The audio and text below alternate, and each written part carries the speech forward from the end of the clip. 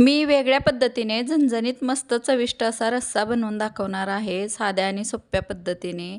पावसाळा सुरू झाला की मार्केटमध्ये खेकडे विकायला येतात, सुरुवात होते विकायला.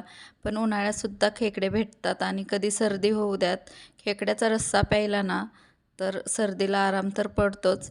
पण खेकड्याचा रस्साही खूप पौष्टिकही असतो. प्रत्येक भागात वेगळ्या वेगळ्या पद्धतीने खेकड्याचा रस्सा बनवला जातो. पण मी आज तुम्हाला साध्या आणि सोप्या पद्धतीने झटपट कसा बनवायचा खेकड्याचा रस्सा ते दाखवणार आहे बनवून. तर रेसिपीला सुरुवात करूयात वेळ न लावता. आणि आत्ता मी 2 किलो असे खेकडे घेतले आहेत, स्वच्छ करून घेतले आहेत. त्यातला पिवळा बलक असतो ना, तो बाजूला घेतला आहे. आणि आता आपण पाहूयात ही रेसिपी. नमस्कार, सविताज किचनमध्ये खूप खूप मनापासून स्वागत. मी पातेल्यात तेल ठेवले आहे 2 ते 3 चमचे असे मोठे आणि त्यात जिरे 1 चमचा टाकला आहे. 1 मोठा चमचा आलं लसूणची पेस्ट टाकली आहे आणि ते आलं लसूणचा कच्चापणा जाईल इतपत आपल्याला परतून घ्यायचं आहे. आणि आपण स्वच्छ घेतलेले खेकडे स्वच्छ करून घेतलेले टाकून घ्यायचे आहेत. सगळेच टाकायचे आहेत आपल्याला. त्यातला फक्त पिवळा बलक मी बाजूला केला आहे. चवीनुसार मीठ टाकायचं आहे, हळद टाकली आहे. मस्त हे आपल्याला आत्ता 5 ते 7 मिनिट असं परतून घ्यायचं आहे मोठ्या गॅसवर, त्यातलं पाणी सगळं जाईपर्यंत. जास्त असं आपल्याला हे असं टॉस करून घ्यायचं आहे आणि चांगलं परतून घ्यायचं आहे. आणि 5 ते 7 मिनटासाठी आपल्याला ह्याची वाफ काढून घ्यायची आहे झाकून. म्हणजे खेकड्यातलं पाणी सुटलेलं सगळं आपल्याला. हळद मीठ लावून आपण खेकडे चांगले 5 ते 7 मिनटापर्यंत पाणी जाईपर्यंत त्यातले सगळं मोठ्या गॅसवर आपण परतून घ्यायचं आहे. नंतर आपल्याला ह्याची 5 ते 7 मिनटापर्यंत वाफ काढून घ्यायची आहे मध्यम गॅसवर. आणि नंतर आपल्याला अजून एकदा ते फिरवून घ्यायचं आहे मोठ्या मोठ्या आचेवर.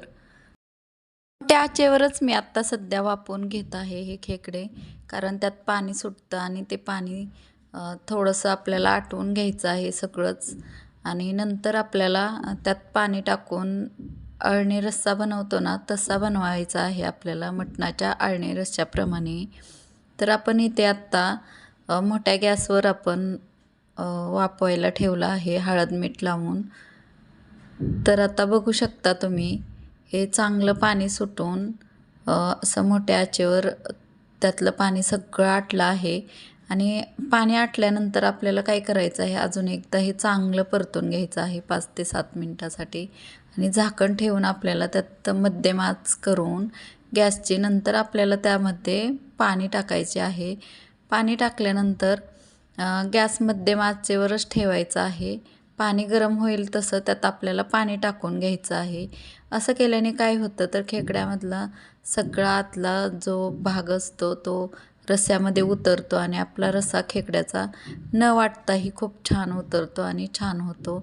आणि हे गरम पाणी सारखं मी 3 ते 4 वेळा टाकलं आहे. आपल्याला जेवढा रस्सा पाहिजे तितपत आपल्याला पाणी टाकून घ्यायचं आहे. आणि छान असं पाणी टाकलं की उकळून घ्यायचं आहे मध्यम आचेवर. 20 ते 25 मिनिट आपल्याला शिजवून घ्यायचं आहे. हे चांगलं खालीवर करून घ्यायचं आहे आधेमध्ये आणि मध्यम आचेवरच आपल्याला 20 ते 25 मिनटासाठी शिजवून घ्यायचं आहे. छान अशी खेकड्याची भाजी होते अशा पद्धतीने. आणि आत्ता आपल्याला एकीकडे आपण 20 ते 25 मिनटासाठी वेळ लागतो आहे तोपर्यंत खेकडे शिजायला ठेवले आहेत. आणि आत्ता वाटण बनवून घेऊयात आपण.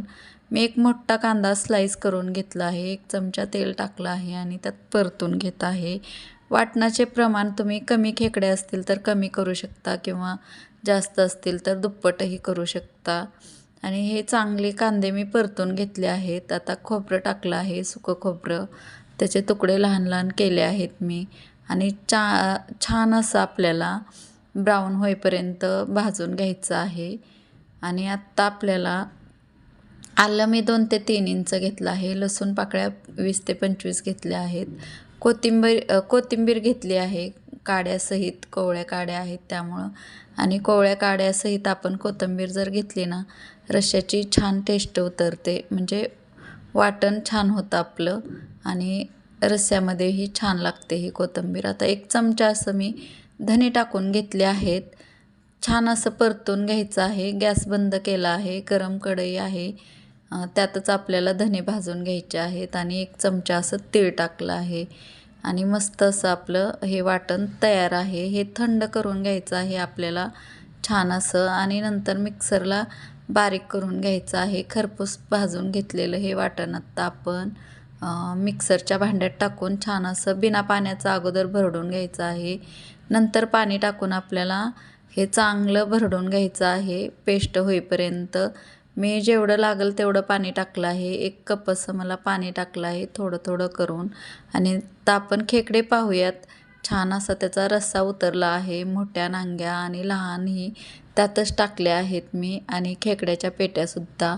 आता इथे मी जास्त तेल घेतलं आहे. 3 ते 4 चमचे घेतलं आहे आणि आपण वाटून घेतलेले मिक्सरच्या भांड्यातून वाटण करून घेतलेले आहे ना, ते टाकून घेतले आहे.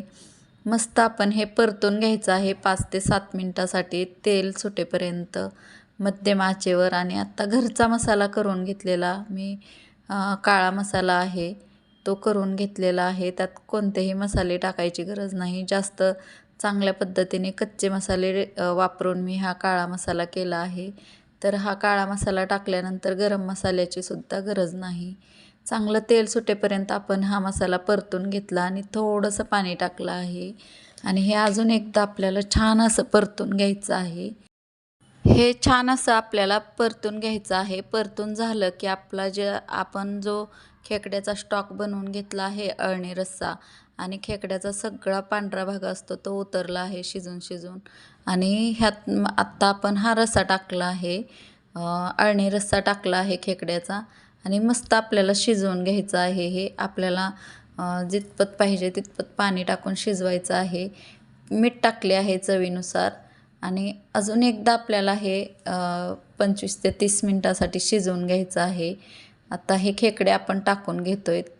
छोट्या नांग्या, मोठ्या आणि खेकड्याच्या पेट्यासुद्धा मी टाकल्या आहेत आणि ह्या छान अशा आपल्याला 30